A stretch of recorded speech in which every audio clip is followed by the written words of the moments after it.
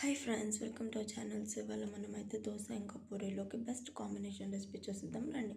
So first మనం onion, పచ్చిమిరపకాయ, carrot, ఆలు చిన్న చిన్న సైజులో కట్ చేసుకొని పక్కన పెట్టుకోండి. కొంచెం కరివేపాకు కూడా తీసుకోండి. అండ్ నెక్స్ట్ ఒక కడాయి తీసుకొని దానిలో 1 టేబుల్ స్పూన్ ఆఫ్ ఆయిల్ వేసుకొని అండ్ నెక్స్ట్ జీలకర్ర, ఆవాలు అండ్ 1 స్పూన్ ఆఫ్ మినపప్పు వేసుకోండి. మినపప్పు వేసుకోవడం వల్ల మంచి టేస్ట్ వస్తుంది. ఈవెన్ కోకోనట్ చట్నీలో పోపు వేసేటప్పుడు కూడా ట్రై చేయండి. నెక్స్ట్ ఆనియన్స్ వేసుకోండి. అవి కొంచెం వేగినాక పచ్చిమిర్చి వేసుకోండి. అండ్ నెక్స్ట్ ఇవి మంచిగా వేగినాక క్యారెట్ అండ్ ఆలు కూడా వేసుకోండి.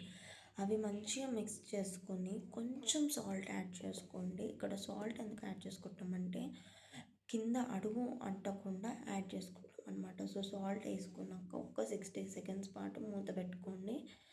సో అండ్ నెక్స్ట్ మూత తీసి కొంచెం పసుపు కూడా యాడ్ చేయండి.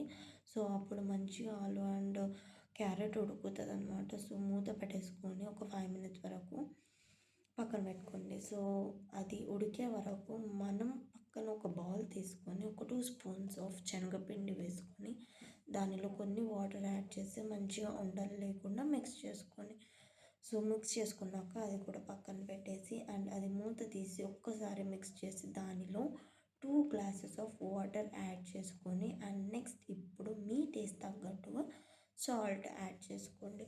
అండ్ ఆ వాటర్ మంచిగా మసిలేటప్పుడు మనం మిక్స్ చేసి పెట్టుకున్న శనగపిండిని యాడ్ చేసుకోండి. ఇక్కడ యాడ్ చేసుకునేటప్పుడు కలుపుకుంటూ యాడ్ చేసుకోవాలి. సో దీనివల్ల అది ఉండలు కట్టకుండా మంచిగా వస్తుంది. సో లాస్ట్లో కొత్తిమీర వేసుకుంటే మన బేసన రెడీ. దీన్ని తెలుగులో అయితే బేసన అంటారు, ఇంకా వేరే లాంగ్వేజ్లో ఏమంటారో కమెంట్ బాక్స్లో మెన్షన్ చేయండి. If you like this video don't forget to like, share and subscribe. Bye bye. See you next vlog.